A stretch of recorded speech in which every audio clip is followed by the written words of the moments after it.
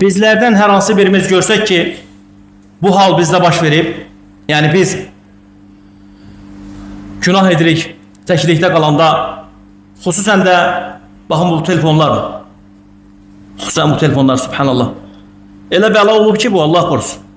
İllə mən rahimə Rabbi, Rəbbimin rəhm etdiyi qullar istisnadır, bütün ümmət, bütün insanlar, müsəlmanlar və kafirlər, hamı bu bəlaya düşər olub, Allahu akbar. Çox asandır. Mücərrəd olaraq, yəni knopkanı basan kimi bütün günahlar gəlir. Çox asandır, Allahu akbar.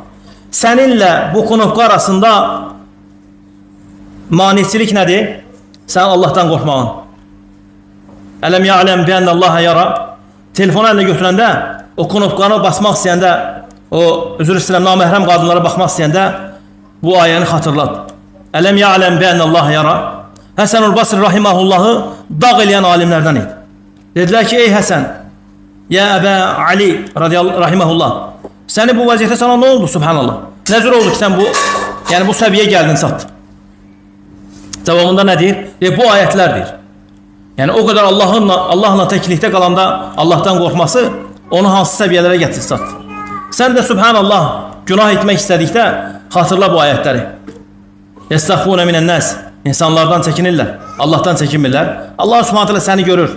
İnnallaha kənə aleykum raqibə. Allah sizin üzərinizdə nəzarətçidir.